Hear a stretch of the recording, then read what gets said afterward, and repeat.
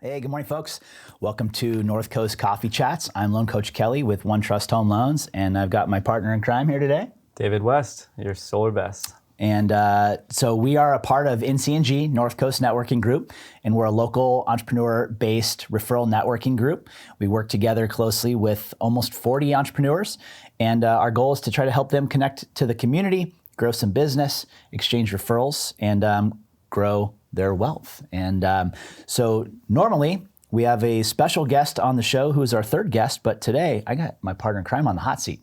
So today we're going to talk to David West, the solar best, on North Coast Coffee Chats, and we're going to learn about solar. We're going to learn about KOTA Solar. We're going to learn about Dave, what he is doing these days in solar, what drives him into what he does, and we're going to talk about his new van experience too. So okay. This is going to be a good one.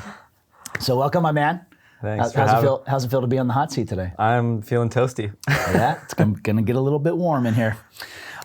So Dave, been a part of NC&G now for what, almost 2 years or so? About a year and a half. Year and a half, okay. Yeah. So getting close to that 2-year anniversary. And when you first joined, you weren't with KOTA, you were with another company. And you were super happy when you found KOTA because it was a massive improvement in what you were selling and your goal in being in the solar business. Tell me a little bit about your journey from, graduating at UCLA as a Bruin and then, coming here to San Diego. How did this all start? Great question. Yeah, go Bruins. I love where this whole path has taken me. It's been definitely a different journey than I expected. Yeah. So I graduated from UCLA with a chemical engineering degree, and I thought that was going to take me places where I could truly make an impact. However, the corporate world, as we've talked a lot about on this show, doesn't really help you with that. It's a great place to have a stable job, but to actually make an impact doesn't really do that. So for 2 years, it took me a little bit to find that out as I worked in an engineering job in Long Beach. Also a great area besides San Diego. Yeah. And I met a lot of really amazing people in that area for sure.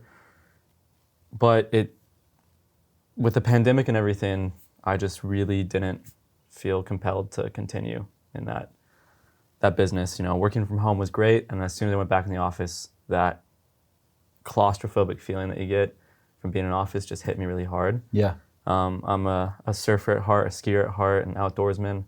I love being in nature, and that really just didn't work for me. So I started knocking doors. It wasn't easy. Yeah. I started really trying to make an impact on the world through solar. And the reason that I quit an engineering job to do that was because I wanted to be outside for sure. Yeah. In nature. And ultimately I wanted to be able to really educate people about how renewable energy works. I think that's the reason why solar sales is such a big growing industry right now, is because there's so much uncertainty about it. Does it work? How does it work? Is the system right for me? What happens when the panels are recycled or end of life? There's so much uncertainty about that. And so that's where being able to go out there and just meet people on their doorstep, be like, hey, look, we're having the highest utility rates in the entire country right now. Why haven't you gone solar yet? What is holding you back? Because this thing, it works, and I can help show you how it works, but there's also a lot of miseducation as well, a lot of horror stories. Yeah. And that's where I think finding KOTA has really just made me so much happier than where I was before, because I found KOTA about a year ago. I'd moved down to San Diego because of the surf, of course, and I was in this solar sales position working with a bunch of different installers, and that's a whole, I could go on and on about how that's a big problem in the industry. Someone selling the system and then a subcontractor doing the work. Meanwhile, working with the utility in the cities, and just creates nightmare scenarios. And finding KOTA has really changed that for me, because it's all in-house, no subcontracting, and the people that own the company and run it do it with integrity. That is the number one thing, where if something does happen, we own it, we address it, and we solve it. And that's helped me as a sales rep to go out, and when I go knock on people's door and help educate them about solar, I know I'm actually fulfilling that promise of providing a really amazing customer experience. Because the more people that have a good experience going green, the more people end up doing it. Yeah. and the better impact we make on the planet. So that's kind of how I ended up in this position, and being able to be in San Diego and the place of amazing paradise and sun, Yeah. and help people take advantage of that sun. So you're outdoorsman. You weren't from California, right? You're from Colorado? Yeah, Colorado. Okay. Mountains of So Colorado. you grew up. So okay. So that's your outdoors. Your snow skiing, snowboard. What did you ski or snowboard? Whoa, Snowboard. careful. No, I was skier. Skier. Yeah. Oh, okay. Mary Jane, Colorado. All right. Best mountain there is for Yeah. sure. At least for trees. Got it. Other people have different opinions, but Okay. I've never skied before. Really? I've snowboarded my whole life, but Big Bear or Big Bear. Mammoth? yeah, Big Bear, Mammoth a few times growing up as a youngster, and then for the last 10 years we do Park City. I've got my best friend out there, so Lucky. we go spend a week out in Park City and hit the mountains up there at the canyons. Utah's got some great snow. Oh, dude, it's phenomenal. It's about as good as it gets. I mean, I've skied in Colorado a couple times, Breckenridge, and did some of the mountains around Breckenridge for a few times, but Park City's pretty legit. Yeah. So I've got solar, and you drive around town, and every week you see a new solar sign in your neighborhood. Someone put up solar, but you're door knocking. Like, I see you out and about. You hit my neighborhood pretty hard. I've invited you in for a beer a few times, and you're out there and you're hustling.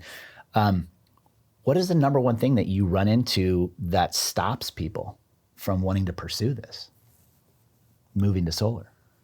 It's a good question. There's a lot of reasons that people haven't gotten solar yet, whether it's, they're worried about the roof, they're worried about, leasing. Like, we don't do any leasing at KOTA. Okay. We only help people own solar for a variety of reasons.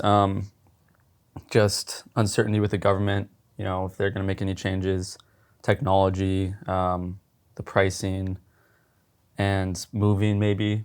A lot of people think that it's a big investment, and if they're not going to live there forever, then it doesn't make sense, but systems usually pay themselves off in like 5 years, so Yeah. usually it's not an issue. I think the number one thing, though, is just horror stories. The bad reputation that so many other solar companies have created. Yeah. I think that's the big thing, that when I go knock on someone's door and they think it's another solar guy, the first thing that comes to their mind is like, oh, great. Another person is going to lie to me or tell me something that's not true about solar because my friend, my family member had a bad experience. I think that's the number one thing that I run into. Yeah, because obviously solar's not new, right? Like the idea and concept of solar panels on your roof, create energy, lower your electric bill. Like, solar's been going on for years and years and years. And I think you kind of nailed it. Like, back in the day, when a solar rep would come and knock on your door, you're just like, oh, geez. Yeah, solar. But then when you start to really look at month over month how bad SDG&E just absolutely annihilates you with BS surcharges, all these, to just take advantage of the situation. It's a monopoly. I mean, in the state of California, electricity is literally like a monopoly with like 3 companies that run the entire state, and they can charge whatever they want. Yeah. And who's going to stop them? No one stops them. And they get a guaranteed 10% return. And they've raised the rates 12% per year on average since 2010. 12%. That's where, It's far outpaced inflation. And they plan to keep doing that. So yeah, it's crazy. That's why I go and knock doors, because I'm like, why haven't you done this? It's great. Like, it's far better than any sort of situation with SDG&E or most of the utilities. Renewable energy is obviously a huge thing. And how many different electric vehicles are now out on the road? I feel like every 5th car I drive by is a Tesla. Everyone out there is going to this new, electric vehicle, between the Rivians and now your Ford Mustangs, and Chevy's got a slew of electric vehicles. Yeah. Like, imagine you put solar on your house. You have no electric bill. You buy a electric vehicle. You charge your car with your solar. If you don't have a bill, you have no gas. Like, how many thousands of dollars can people save by doing that? A lot. It's pretty significant, when you compare it to the cost of gas and the cost of what SDG&E charges. Going solar, installing it, and then charging your car off that, and producing enough for the other electricity usage. Yeah. I mean, as soon as the system is paid off, which, you can decide when you want to pay it off, but a lot of people just decide to put nothing down and then pay it off over time. Even then, you're making an instant ROI, because now, instead of paying SDG&E, you're now paying off an asset, right? Right. And so the savings, instead of paying $250 a month for electricity, plus, let's call it $100 a month in gas for your commute, you're now just paying $150 for, we're saving $200 a month. $150 a month for solar versus the $350 total for all your other usage for your car and your house. You're saving $200 a month, and that adds up real quick. Yeah. Especially as you're avoiding the rate increases. I mean, you kind of liken it to the difference between buying a car and leasing a car, right? Like, you lease a car, you make a monthly payment on a car that you don't own, and you just give it back. Well, you pay your electricity bill to the vendor every single month, and you get zero in return except for electricity. You buy your solar, you pay off your solar debt, now you owe nobody nothing. Yeah. Right? Yeah, it's great. It's an end date for electricity. That's the best. That's it, man. Hopefully. We'll see. So obviously, having a chance to get to know you over the last couple of years, being an engineer, got the mindset, you're thinking about the world, you love outdoors, surfing and snow skiing, going solar. What are some of the challenges you think that the solar industry in general is facing? Are you finding any regulatory pushback in the grand scheme of the solar business? No, the government loves solar. Cool. I'm kidding. Yeah, I was like, really? They do and they don't. Okay. SDG&E has a love-hate relationship with solar, for sure. So that's where you have one impact to the government. Then you have the state and the federal. Federal is, passing the IRA last year, 30% federal tax credit subsidizing solar. So that's really boosting it. Like that, that's locked in until 2032. So now you go solar, you own it, the federal government's going to pay for 30% of the system. Got it. They're going to do it in the form of your federal taxes through a credit. That's huge. Yeah. That's a huge boost to 30% discount on your solar right there. Yeah, right there. State, we just saw a huge change in California. It's called net metering 3.0. I kind of talked about it in the group a bit. Yeah. Really what it means is, before, when you had solar, like in your situation, you got net metering 2.0 or 1.0. You're grandfathered onto this rate where you produce energy, and in a simple terms, you send the energy to SDG&E you don't use, they give you credits for it, and they give it back to you at times where there's no sun. So it's pretty much a one-for-one exchange. That was net metering 2.0, and you're grandfathered onto that for like 20 years. Now we're in net metering 3.0. And this is a change that a couple states have already done it, like Vegas, Arizona, or Vegas is not a state, but it feels like one. Nevada. It's a fantasy world. So yeah, Nevada, Arizona, Hawaii did it a couple years back, and a couple other states are now. I think North Carolina is next. They're transitioning to net metering 3.0. It's called net billing. And essentially what it is, rather than send all the energy to SDG&E and get 100% back, you send it and you get 75% less. So you only get a quarter. You give them $1, you get a quarter. Whoa. Reduce those credits a lot. This is where the industry's heading. And it's awesome, because what it means is now, instead of just installing a solar system only, we include batteries. We have to. And that's the best part, is now we install a battery system naturally. And so the energy, instead of going to SDG&E or the utility, will then go to the battery, and then you just use that at night. And it keeps the power local. And here's where I see the industry heading over the next 5 to 15 to 25 years.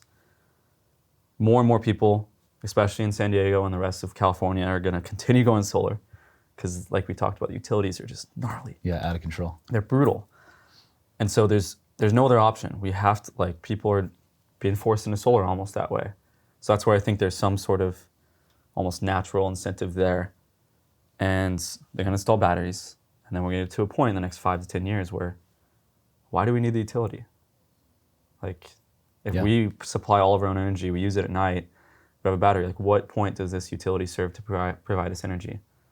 SDG&E is really an infrastructure company. And you've seen this now with the CCAs across the state, the community choice aggregates, which locally sourced power that comes in from Clean Energy Alliance and then STCCP here in San Diego.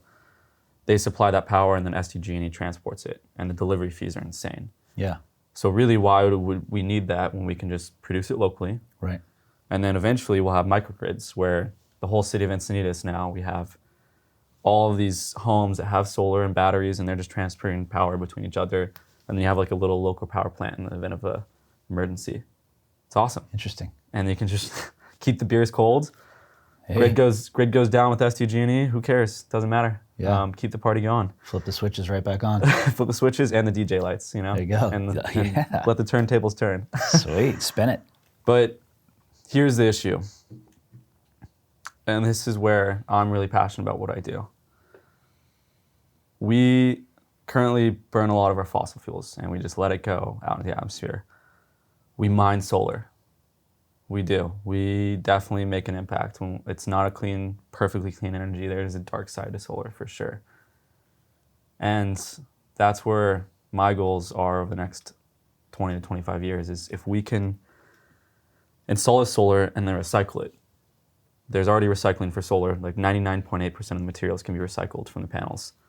Refurbish it and reinstall it. We now have a sustainable source of energy that continues to be replaced, refurbished, reinstalled. The issue is batteries, and that's a recycling process that isn't quite there yet. So finding out a way where we harvest minerals from the earth and we keep them, and we hopefully minimize the amount of damage that we do. That's what really is the biggest issue probably facing the industry over the next 20 years. Yeah. Not only the utilities, but also, I'd say the infrastructure that we build. How do we refine that? Got it. So, what is the lifespan of solar panels? Great question. So, panels last at least 25 years. Okay. Honestly, there's a lot of people look at solar as a one size fits all. You look at Tesla, it's like, oh, those are the same panels as the Quebecs and or the solar. It's not. There's a lot of different quality of panels. What really indicates the lifespan is the degradation curve and the quality of the materials. Panels will lose production over time, and some panels will go to 92% and some will go to 80%. So that lifespan really varies. Most companies warranty panels for about 25 years. And then after that, it's like, hey, if they get broken, you just got to fix them. So that's where, how do we create like a program that actually fulfills that cycle down the line? But yeah, panels that go to 92%, essentially in 25 years, they'll only lose 8% production versus 20%. It's a big difference. Got it. So it's kind of like a lifespan in a shorter way of saying it. Yeah, that's always something that you start to think about when you make that investment in solar is like, cars don't last forever. I mean, you can do the best you can to keep them up, and they'll run well, but you need to service them. But you don't really service a solar panel. Like, they're just up there. Yeah. You expect that they're working. If you've got sun, you're making energy, and you just don't think about it. But obviously, nothing lasts forever. Your roof doesn't last forever, right? So there's that thought process, and maybe some people think about that when you're in that sales mindset. Do you think? Definitely, and I think about it all the time. It's why I chose KOTA. I mean, so many companies out there, and look, there's a lot of good solar companies. I'd be lying if I said like I think there's a lot of really good characters in the industry, and there's some that maybe are good and they just aren't pursuing the right warranties or service or panels, and they're just helping people go solar without really realizing the long-term impacts. What I love about KOTA is the people that run it and formed it about 6 years ago started it with the mindset to never sell and to provide the best customer experience. And what that looks like is, what do we do in 25 years? Like, not only how do we warranty that system for 25 years, how do we take care of the customers? What do we sacrifice in the short term for long-term benefits for the customers? Which is, hey, I don't know if the panels are working. Who does that service down the line if you don't know? Yeah. Right. Who helps? If the company doesn't exist. If the company doesn't exist, it's how do you fulfill that down the line? That's great. And you mentioned, the integrity of the company, and I mean, to me, integrity is the only thing you have in life. Like, and the second you begin to jeopardize your integrity for anything, you've just jeopardized your whole persona and everything about it. And working for a company that you feel super confident in, that operates on the moral compass of being a company built on integrity. I mean, that's a successful business. Those are the kind of companies that do stick around. Yeah, that's how you made it through the last 20 years as a mortgage broker. And we talked about that on your episode. Yeah. Yeah. I mean, you got to operate with that moral compass pointed in the right direction, and integrity is one of those things. Yeah. Let's shift gears real quick. Let's go away from business. Let's talk about Dave. So, born in Colorado, raised in Colorado, moves out to California, goes to UCLA, Golden Bears, Bruins. Golden Bears is your rival up in Cal. So you graduate from UCLA and you get out into the working world, but outside of knocking on doors, selling solar, and improving the world, what else do you get after? Surfing. It's my pride and joy, for sure. I love communing with nature, like every morning if I can. Yeah. Just being out there in the water and letting kind of, every day of surfing is different. It's fantastic. Yeah. Longboard, shortboard? Both. Yeah. I think you can do both. I don't think you have to be limited to one or the other. Yeah. So it's a different experience. Yeah. Certain breaks, great for shortboarding. Certain breaks, great for longboarding. And just depending on how I'm feeling that morning, we'll throw it on and see what happens. But besides surfing, I really like spending time with people. I think that is why I love sales, is because I get to meet, and why I love knocking doors. I got to meet so many people. Yeah. Like yourself, through NCNG, just an amazing group of individuals that I get to see every Thursday morning. Like, that is something I look forward to every week, even if it means I have to miss the surf. I also skydive. I have my license, and then I ski, and I currently live in a van, so that's a little fun. So tell us a little bit about that. I've always wanted to do it. Yeah. At least when I say always, in the last 3 years, I kind of had this idea that I wanted to be independent of my location a little bit, not waste money on rent, especially here in San Diego, and to have something I own that I live in. It's a little difficult here in San Diego at this point in time, and it also just gives me the opportunity, like, look, I can wake up, just go straight to the surf, be there in like 5-10 minutes, just come out of bed and just get right to it. Nice. And it's been a pretty fun adventure so far. Yeah. So like your rig's all set up with like solar. Solar. Yeah. Okay. Definitely solar. Wonder who sold you that.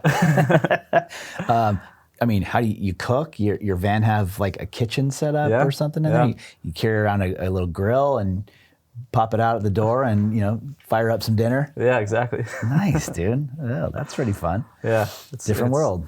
It's different worlds, and I'm young, single, like, why not? It's probably the only time we'll be able to get to do it, right? Yeah. So might as well. Check that off the bucket list of life experiences. Exactly. And then, on a weekend, I normally work Saturdays, so take a Saturday night, go camp at the beach or out in the desert or in the mountains, and then be right back to it. Come back to work on Monday. Exactly. It's great. Nice, dude. So North Coast Coffee Chats brought to us today by our sponsor, Max Lux Media. Thank you guys for always hosting a great episode for us. And, so coffee. What, you're out there, you're hustling, but you're grabbing some coffee in the morning and get your day started. Where's your go-to spot? Beach Plum Cafe. Beach Plum Kitchen, baby. Beach Plum Kitchen. Kitchen? I've always called it a cafe. Is it cafe? I don't even know. Maybe you're right. Maybe I'm not. I don't know. Where we meet for NCNG. That's it's got great man. coffee. No, I'd say, it's been said so many times in this show, Lofty's great. But ultimately, I really do like Bump over in Leucadia. Super good coffee. Man, it is a bump. Yeah. Great stuff. Have you done Better Buzz? Better Buzz is good. Yeah. But yeah, Bump is kind of like a little niche spot. I think it used to be a food truck or a coffee truck, and they have good coffee. Sweet. All right, dude. Well, hey, glad to put you on the hot seat for once and get to know a little bit about the solar business. So, Dave West, the Solar Best with KOTA Solar, Loan Coach Kelly with One Trust Home Loans, your hosts of North Coast Coffee Chats, and two of the members of NCNG. We are a local entrepreneur-spirited networking group. We meet every Thursday morning from 7 to 8:30. There's about 40 members currently in our group. We're producing over $500,000 in closed business amongst referrals within the group so far this year. Our target's to get to $1 million, and our goal is to continue to grow that group with like-minded entrepreneurs who want to get after it, grow their business, be a part of the community, and bring value to one another. So if you're interested in checking it out, take a peek at us online, www.northcoastnetworkinggroup.com. You can also follow us on Facebook or Instagram, North Coast Networking Group. And if you're interested in growing your business and being on our podcast, love to have you on the show. And MaxLux Media, as always, thank you guys. We'll have a great day. Get after that surf. I will. And I'll just add it out there. If you want to find more about me and KOTA, you can find me, David MC West, on Instagram. I'll give my phone number out, and it's 303-941-9131. I'd be happy to chat about the future of the renewable industry and how solar can impact your home. And then you can find KOTA at KOTA Team on Instagram or kotasolar.com. So come check us out. We are making a big impact on the industry and excited to do it with integrity. Awesome, buddy. Have a great one. Own your solar for free. Zero down. Zero down. Zero down. Cheers, buddy. Cheers. Great episode.